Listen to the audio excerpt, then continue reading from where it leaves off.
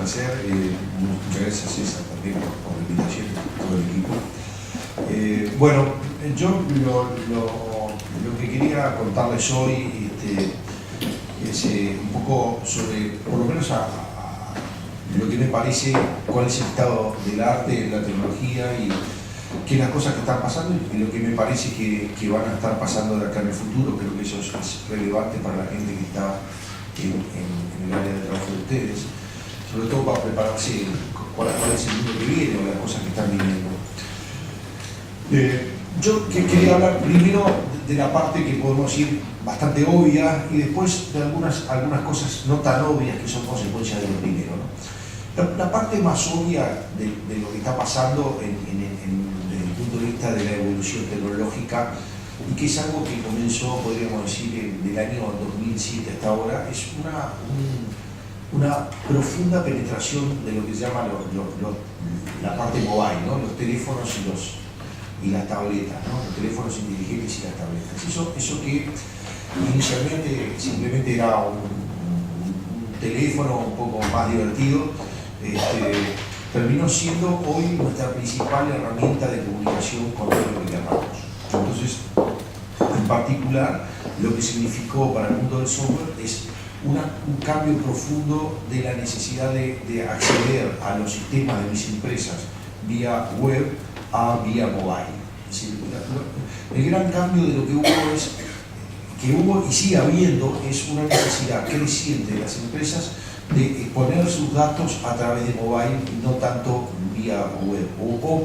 Perdón, no tanto vía web, no, además de vía web. Eso es una... ¿Me puedo parar? ¿Me permite? No, por favor, si me paro, me siento preso. Pongo de pecador acá. Está bien. Lo voy a... No, uno de los puntos importantes es, digamos, siempre que hay todos estos cambios tecnológicos y esta disrupción tecnológica, siempre, lo que aparece siempre en la prensa es que es algo nuevo que va a matar a lo viejo, digamos. Y difícilmente la tecnología pasa eso de esa manera.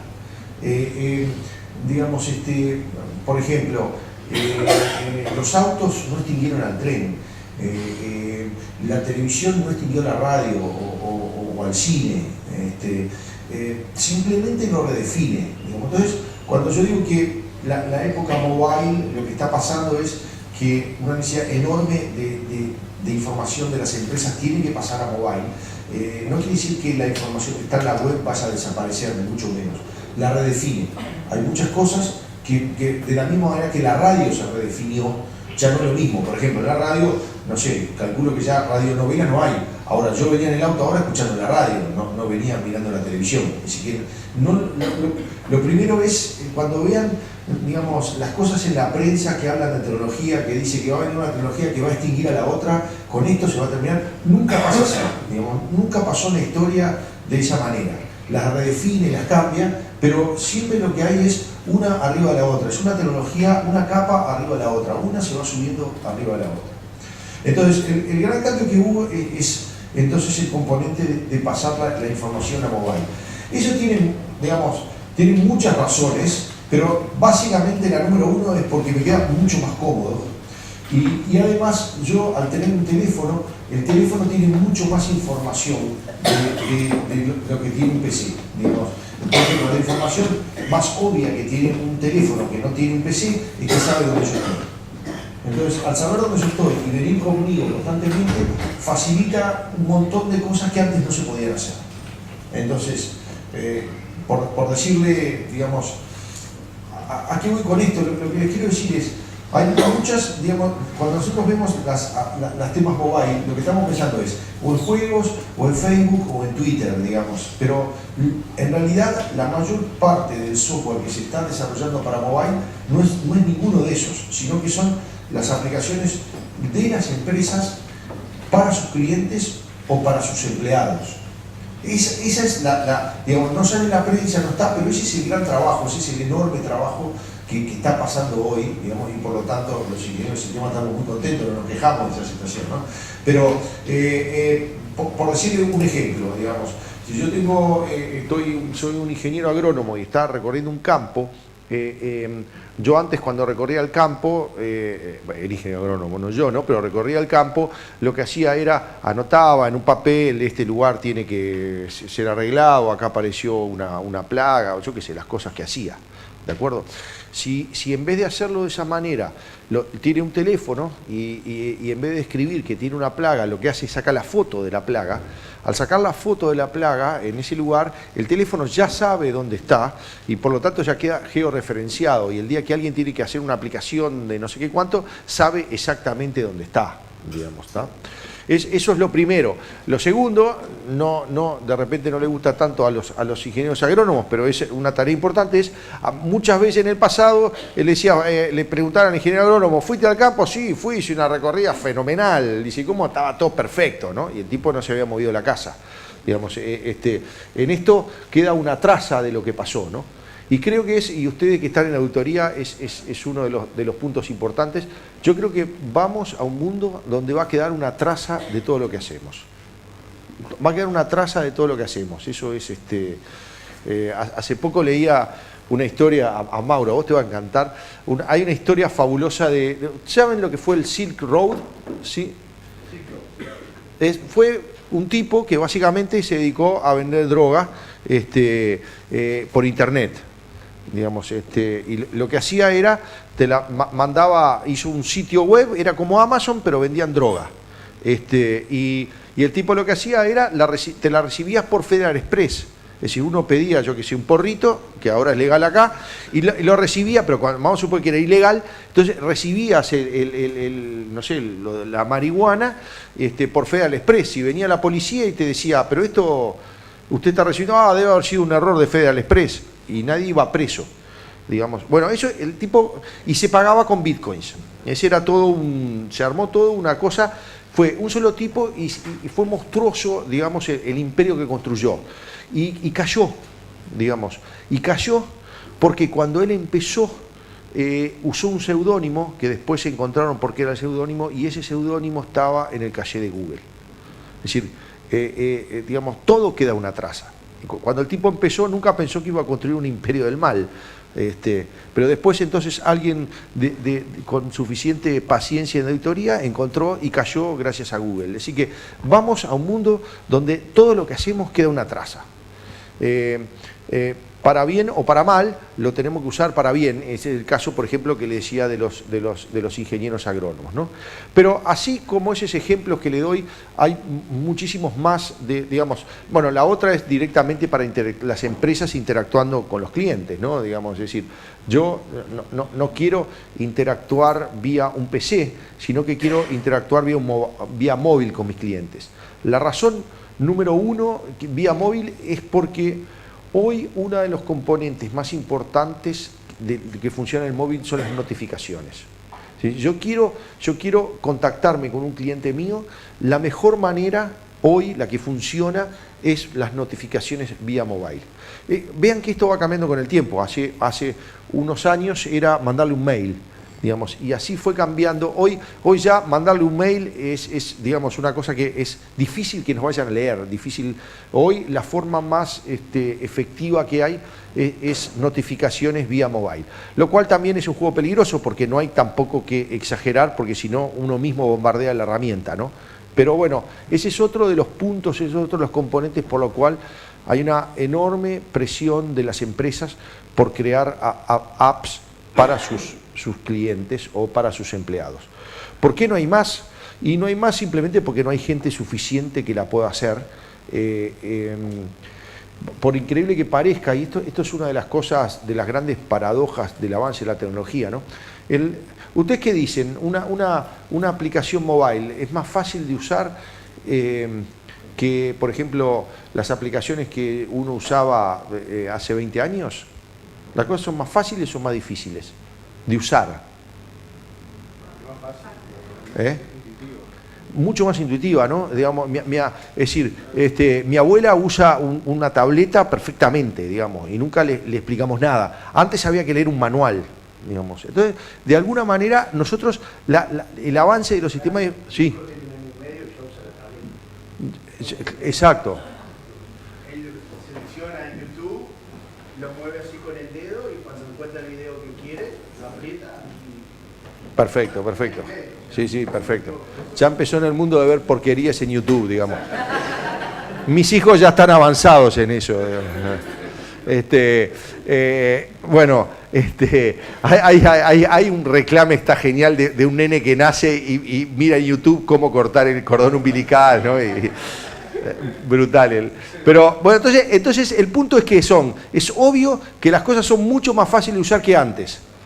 Y de programar, mucho más difíciles, lo cual es una paradoja, digamos, lo cual es una paradoja. Debería ser más fácil, pero son mucho más difíciles. ¿Saben, por ejemplo, por qué es más difícil programar un teléfono, una tableta que un PC, una página web? Hay muchas razones, ¿no? Pero una de ellas es una decisión de Steve Jobs. Es decir, cuando le llevaron el primer prototipo del celular, el tipo lo dice, esto es una porquería.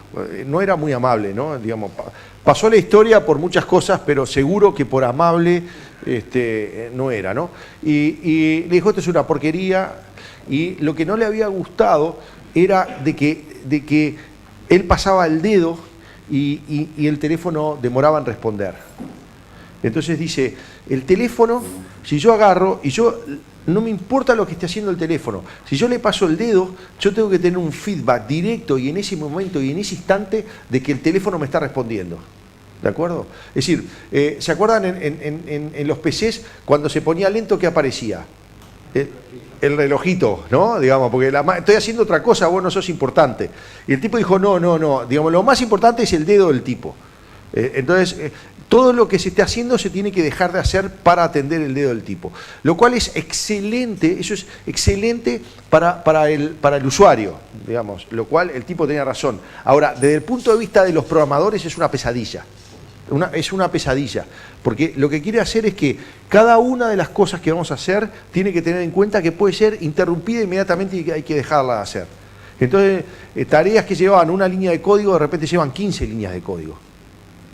Entonces, algunas otras razones más, pero la otra, por ejemplo, es si uno quiere hacer una aplicación, tiene que hacerla no puede hacerla para un solo teléfono, digamos, tiene que hacerla para Android y tiene que hacerla para iOS, y también, por increíble que parezca, son dos tribus diferentes y la gente que programa una no programa la otra, digamos, es más, se odian, ¿no? Es como si fueran de religiones diferentes, digamos, cada uno piensa que el otro está en la situación equivocada, ¿no? Así que si alguien quiere hacer algo para ambas cosas, lo que tiene que hacer es contratar dos conjuntos de personas o cosas por el estilo. Es decir, el resultado final es hacer apps, es mucho más difícil que hacer páginas web o hacer sistemas web o hacer sistemas tradicionales. Eso es así, es una razón de la tecnología. De cualquier manera, eso no ha parado el uso creciente de apps. Sobre todo, ya les digo, además de las usuales, de las que la gente, digamos, Facebook, Twitter y todas esas cosas, el crecimiento más fuerte está en las aplicaciones intraempresa y las aplicaciones, digamos, de la empresa con sus clientes, ¿no? Eso supone, todas esas suponen un enorme ejercicio de seguridad, ¿no? Digamos, es decir, cualquiera de esas hechas a la Bartola, podría decir, puede armar tremendos líos de seguridad a las empresas, ¿no? Así que ahí hay un componente, supongo, Mauro, que vas a hablar de ese tema ahora, pero... Ok, bueno, ahora voy a juntar... No, porque ahora voy a... Entonces, ese es el otro, digamos, una necesidad creciente de los temas de seguridad alrededor de las apps. Temas que hasta ahora no eran demasiado relevantes y hoy sigue siendo cada vez más. Si yo tengo una aplicación bancaria, bueno, digamos, está bueno que haya bastante seguridad sobre ese tema y cosas por el estilo, ¿no? Así que yo digo que esa es el primer componente muy obvio de las cosas que están pasando hoy en el mundo de la tecnología. Un pasaje brutal o una necesidad brutal de tener apps, de programar y tener aplicaciones en mobile. Y eso me lleva al punto de Mauro, digamos. Si hay algo que ha coevolucionado, es decir, que ha evolucionado junto con el tema mobile, es el tema, lo que se llama la nube, ¿de acuerdo? La nube a lo que se refiere es, en vez de tener los servidores en mi empresa, instalados en mi empresa, en realidad hay unos enormes data centers que vaya a saber uno dónde están, por eso se llama que están en la nube. Mi mujer dice que es exactamente donde vivo yo, así que debe estar... enormes data centers en algún lugar del mundo que tienen la ventaja de poder, digamos, tomarlos o dejarlos de forma elástica, ¿no? El ejemplo que nosotros tenemos un ejemplo de eso bastante interesante, que es nosotros hicimos en Genesis la aplicación oficial de la Liga de México, de fútbol de México. Es una aplicación que anda en los 900.000 usuarios, va a llegar, crece 10.000 usuarios todos los días, así que va a llegar a 1 millón dentro de poquito. Y eso es una aplicación bastante interesante, porque que cumple bastantes cosas de lo que tiene que ser una aplicación hoy. La primera es que la user experience, la experiencia de usuario tiene que ser muy buena, porque si no es buena, si no es linda, si no resuelve rápidamente lo que la gente piensa, la deja. La segunda es que tiene que tener, digamos, es muy particular en el sentido de la performance. Es una aplicación que tiene durante la semana, tiene una performance muy normal, digamos, no es mucho más allá que un portal de noticias, digamos, ¿no? A pesar de haber casi 1 millón de personas, no tiene un acceso razonable, ¿de acuerdo? Pero durante los fines de semana, digamos, durante las 2 horas del partido, tiene un uso muy, muy fuerte de necesidad de acceso, ¿no? Digamos, tiene un consumo de CPU y de base de datos y demás monstruoso, pero además, durante algunos segundos, que es cuando se produce un gol, el uso de recursos que se necesita es insano. Digamos, es generado por la propia aplicación, es decir, la propia aplicación lo que hace es, cada vez que hay un gol, le manda a los fanáticos o a los hinchas de ese cuadro, le manda la notificación de gol y por lo tanto la gente lo que va a hacer va a entrar a verla. Digamos. Entonces la propia aplicación genera su demanda y tenemos casos ya hemos marcado de 50.000 personas dentro del mismo segundo, digamos, es decir, que necesita en ese momento, y hay que atenderlo a todo porque un fanático de fútbol que quiere ver el gol y no lo puede ver se enoja, ¿no? Digamos, entonces, y bueno, y eso, digamos, sería imposible haber, digamos, desde el punto de vista económico, haber proyectado un data center que sea capaz de atender notificaciones de 50.000 personas dentro del mismo segundo, y sobre todo cuando lo vas a tener en el fútbol mexicano hacen más goles, pero si fuera en Uruguay lo vas a hacer solo 4 o 5 segundos por fin de semana, digamos. Así que no tendría mucho sentido hacer una cosa así, ¿no? Bueno, esto es una tecnología que hoy es una maravilla y que funciona a la perfección y que permite de alguna manera, de forma elástica, ir tomando recursos y una vez que pasa el partido, ir bajándolos, y etcétera, etcétera. Ese es el gran componente, si ustedes quieren, el enorme driver que está siguiendo la nube, es decir, que coevoluciona con las aplicaciones móviles. Es prácticamente impensable, digamos, casi todas las aplicaciones móviles tienen un componente del server side que está en la nube. Eso es lo normal. No tiene por qué, no es obligatorio, pero la gran mayoría funciona con esquema de esa manera. Así que ese es la primera, entonces, el primer punto importante que les decía era el tema de mobile. El segundo punto importante es el tema de la nube, que de alguna manera coevoluciona con eso y que también está creando una serie de transformaciones en las empresas y también temas de regulación o legales. Hay en muchas áreas que están reguladas que, por ejemplo, no se permite que los datos estén fuera del país, por ejemplo, de bancos y demás. Es decir, que hay situaciones. Si ustedes me preguntan, por ejemplo, dónde están estos datos de fútbol, yo qué sé, están en la nube, digamos. No sabría decirle geográficamente dónde está el servidor. Digamos, nunca me interesó. Uno podría preguntarle con suficientemente detalle al proveedor y se lo podría decir, pero en realidad ni se sabe. Entonces, eso que para la aplicación de fútbol es irrelevante, para algunas otras áreas eso es bastante relevante, ¿no? Digamos, así que dependerá, y eso genera también, ya les digo, una serie de discusiones y temas regulatorios, que de alguna manera también es algo típico de nuestros tiempos, ¿no? Que es que la tecnología siempre está adelante de la legislación, siempre está adelante de las regulaciones.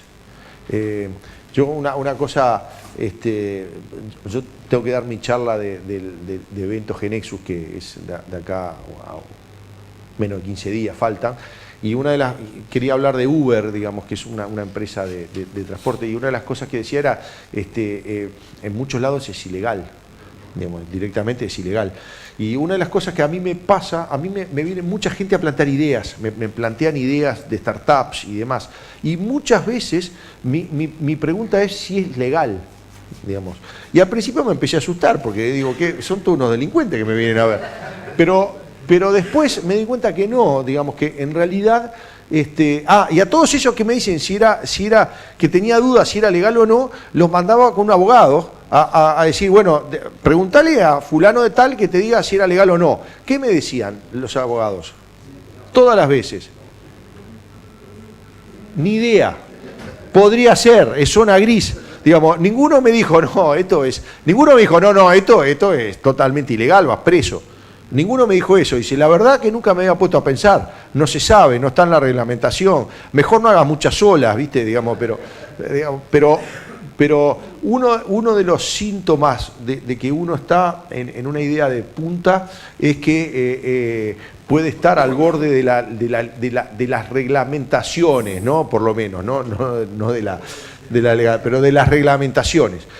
Con el paso del tiempo la reglamentación te agarra, ¿no? Digamos, decir, a Uber ya lo reglamentaron, a otros no sé qué, todo, digamos, como decía alguien, ¿no? De la muerte y los impuestos no se salva a nadie, digamos, así que en algún momento nos agarran a todos, pero un síntoma de estos tiempos es que la tecnología permite hacer actividades que normalmente no están pensadas ni por los legisladores, ni por la gente que reglamenta y demás. Eso es algo típico, algo razonable de lo que pasa hoy. Así que, mobile, el tema de la nube, y el tema es, la pregunta es qué es lo que viene, cuál es la siguiente ola, qué son las cosas, ¿no? Entonces, miren, yo creo que lo que viene es esto, digamos, es este reloj, digamos. Este es un reloj, el mío es el de, de acá es de Android, hay de iOS y demás, es un reloj, digamos, y me da la hora. Ahora, de la misma manera de que yo tengo un teléfono y me sirve para hablar por teléfono, pero cada vez lo uso menos para hablar por teléfono, digamos, cada vez hablo menos por teléfono. El reloj que tengo, cada vez lo uso menos para mirar la hora, digamos. Es decir, lo relevante de esto no es que miro la hora, digamos. Para mí tiene dos cosas muy importantes. La primera es las notificaciones. Es decir, yo cada vez que recibo una notificación en el teléfono, la recibo en el reloj. Entonces, muchas veces, en realidad me resulta muy práctico porque no tengo que estar abriendo el teléfono. Miro, tal cosa, y no tengo ni que responderla. Si tengo que responderla, bueno, hay algunos que hablan como Dick Tracy, que le dice, ya estoy llegando, pero otros hablarán el teléfono. Esa es una característica. Pero la otra... bastante más sutil, pero súper interesante, ¿tá? El bichito me cuenta los pasos. Entonces, digamos, ¿qué es lo que me pasó a mí? Digamos, es decir, no sé cómo hace, ¿sí? Cuando me muevo, por eso estoy parado, ahora le voy a explicar por qué estoy parado, me cuenta mis pasos. Entonces yo, la verdad que nunca me había contado los pasos, no tenía ni idea, ¿tá? Ahora, cuando lo usé, vino el bichito y me dijo... Tu objetivo es caminar 10.000 pasos. Nunca le dije el objetivo, se le ocurrió a él, ¿no? Digamos, ahora, me pusieron el objetivo, me volvieron loco, ¿no? Digamos, porque empecé a ver que, ¿cuántos pasos caminan ustedes por día? Yo no tenía ni idea. Para mi sorpresa, se ve que 10.000 pasos es un número que hay que llegar, digamos, ¿no? Es decir, lo inventó alguien y puso los 10.000 pasos. Bueno, yo de lunes a viernes no caminaba 2.000, 3.000, digamos. Es decir, la verdad que no era consciente de ese valor, ¿tá? Automáticamente que fui consciente, empecé, bueno, por eso estoy acá y me estoy moviendo porque... A ver si llego, digamos, ¿no? Pero, por ejemplo, cambié alguna costumbre, digamos. Siempre me dice, pero vos, ¿por qué estacionás? Entonces, yo trabajo en el LATU, ¿no? Y entonces, yo lo estaciono. ¿Dónde uno estaciona? Cuando llego bien temprano, que tengo todos los lugares vacíos, ¿dónde estaciona uno? En el más cercano, ¿no? ¿Dónde estaciono yo ahora? En la otra punta, ¿no? Digamos, que podría venir en diagonal, pero ¿vengo en diagonal? No, hago así y así, ¿no? Después la otra cosa que hago es, termino de comer y me doy una vuelta a manzana. Digamos, que no era, digamos, nunca lo había hecho. Digamos, a ver, la anécdota que les quiero contar es que, y otra vez, me parece un síntoma de los tiempos, es, vamos a empezar a ser conscientes de muchos más valores que no éramos. Y eso va cambiando nuestro comportamiento.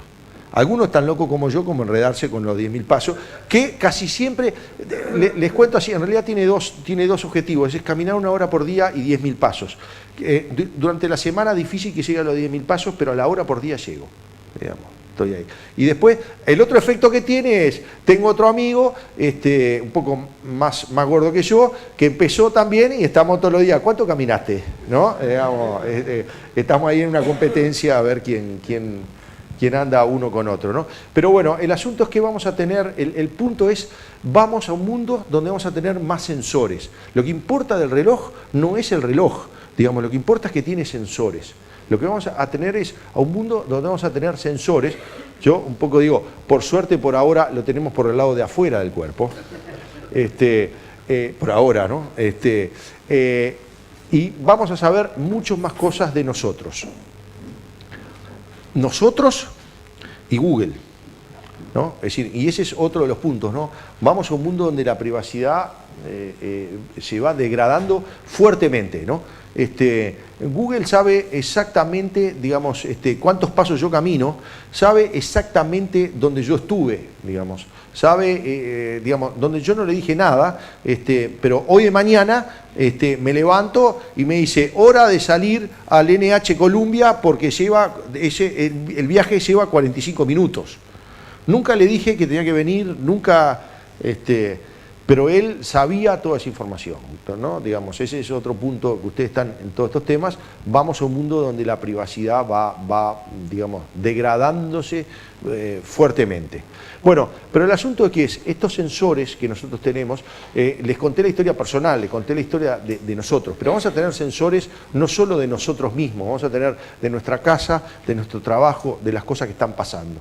Así que a lo que vamos es a una cantidad monstruosa de datos.